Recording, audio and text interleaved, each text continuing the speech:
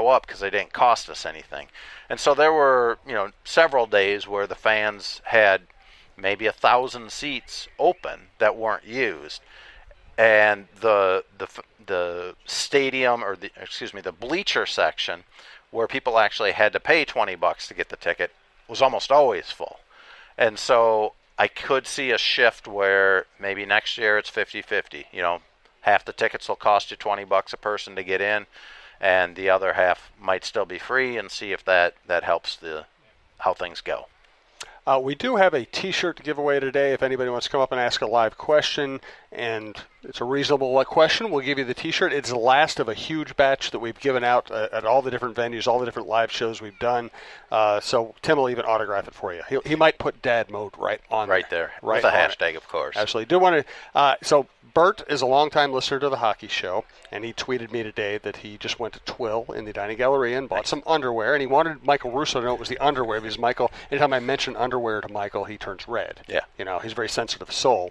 So Bert bought a bunch of stuff at Twill, but he wanted us to talk about the underwear. And then I had lunch with a guy, Mark from Morgan Stanley, somebody I'm talking to about some business stuff this morning, and he said that he goes to Twill, and he said the thing he loves about it is he can get in, get exactly what he wants, and get out in 5 minutes. Because a lot of guys aren't shoppers. A lot of guys just want to go get what I want and get the heck out and not be bothered a lot. One of the cool things about Twill is it's a compact space, and the salespeople there and the people who work there are just, they'll let you browse. It's a very relaxed atmosphere. So you can go in, you can find what you want and get out. If you want help, they have people who've worked there for a long time and with a lot of expertise. But you can also do the guy thing and just go in and grab your golf shirt or your socks or whatever and get out. Yep. Jim usually doesn't like to shop for clothes. I don't like it when he shops for clothes either, because he used to buy stuff I'd want to throw out. That's why I'm so glad he's found Twill in the Edina Galleria. He likes shopping there because of the comfortable environment and the friendly staff. He finds clothes that actually fit him properly and are high-quality brands that will look great for years, whether he's golfing or working. Our favorites so far are Peter Millar, Johnny O, and Barber. We spend our money at Twill because we love the clothes and we love the no-pressure shopping. Drop by Twill in the Edina Galleria for the best shopping experience and best clothes you'll find in the Twin Cities. All right, so let's talk about Jalen Ramsey.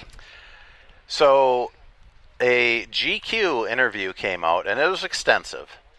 But he went scorched earth on several quarterbacks, handful, maybe a dozen quarterbacks, ripping them for this or that, basically saying, okay, Aaron Rodgers is okay, Tom Brady's okay, but the only other ones that are really that good, Deshaun Watson, I think he mentioned, Tyrod Taylor.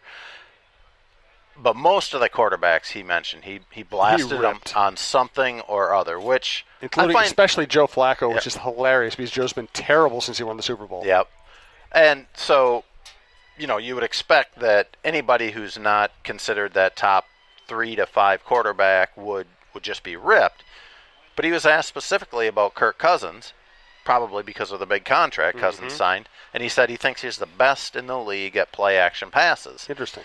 So, yeah, I thought it was interesting. So a bunch of us were asking Cousins about it, and I was kind of fascinated by, well, first of all, Cousins is an immense speaker. I mean, he is spectacular. He's thoughtful. He gives you insight into what he's looking at without giving away, the trade secrets that would, of course, upset a coach. But, he talked about going and looking at himself and studying himself as a play-action passer and how he's presenting the ball on a fake handoff, how the guards are coming off the ball, all that stuff, just trying to sell. This is a running play. This is a running play.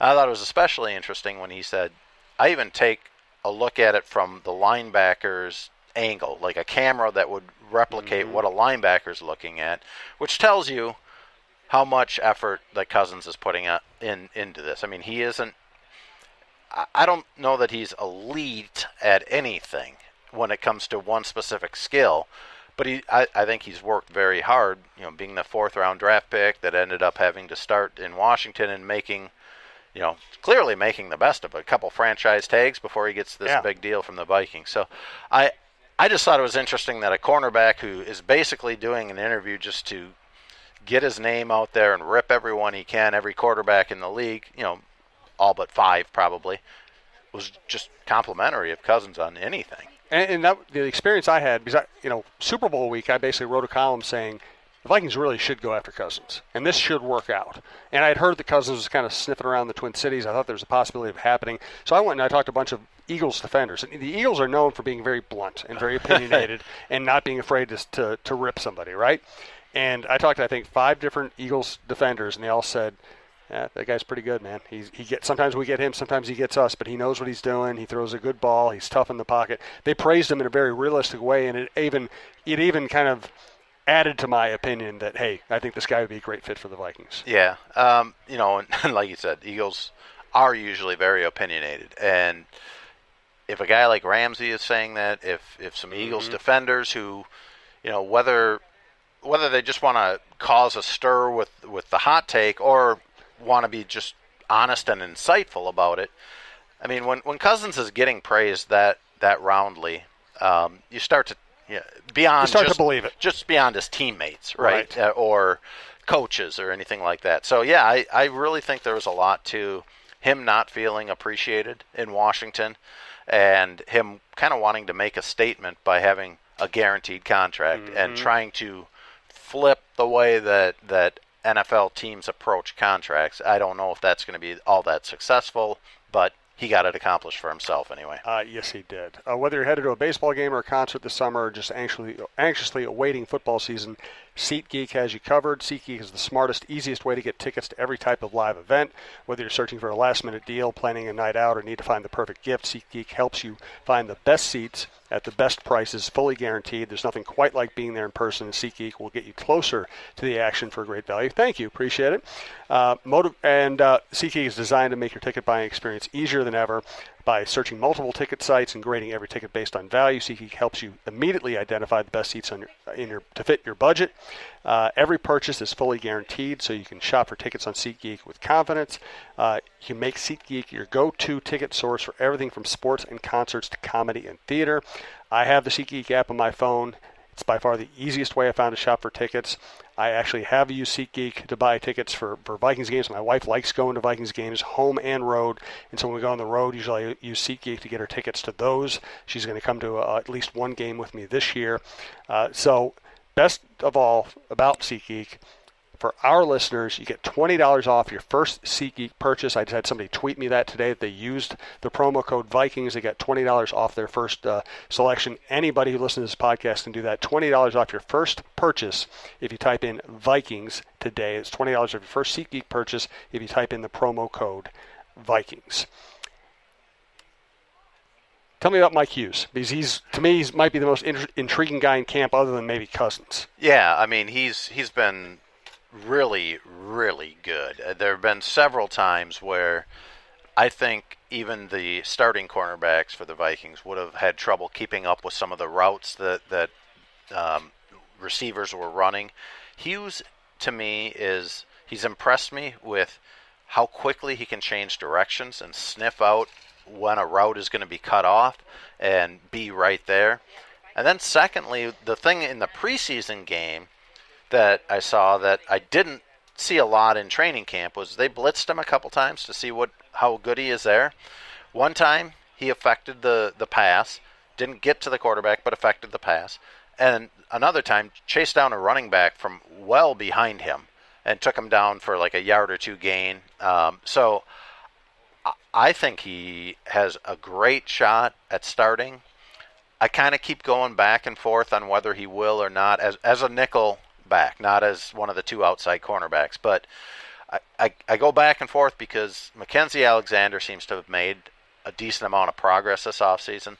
So, if they want a guy with more experience, Mackenzie Alexander's the way it's going to go. If they want a guy that probably has a lot more high-end potential than Mackenzie, then Mike Hughes is the way they're going to want to go. It just all depends on, how much do they want to take their potential lumps early with Mike Hughes. And, if Alexander is the starter at nickelback and struggles, I don't think they're going to have any hesitation about putting Hughes in there. And the first time they do that, maybe the last time they have to do that, because Hughes might just take that spot over. Yeah, I mean, it seemed like an odd draft pick at the time. And let's face it, they miss. The Vikings miss. Everybody misses occasionally, but it looks like they nailed it. Yeah, I think they nailed it. To me, It is kind of an odd pick, though, because offensive line was where everybody kind of expected them to go. They had several options there. The thing I'm almost more surprised about, though, because, I mean, obviously they seem to have nailed it with Hughes. I'm more surprised that they didn't trade up at the beginning of the second round to get some of the available offensive linemen that were there. A Will Hernandez, potentially. A Connor Williams was there as well. Either of those guys really would have helped this offensive line, especially with all the injuries that they've had. And, I mean, they didn't know at the time that Nick Easton was going to be out for the year. They didn't know that Mike Remmers was going to be struggling. And they didn't know that Pat Elflein wouldn't be able to start training camp on time. All of those things have cropped up since the draft. But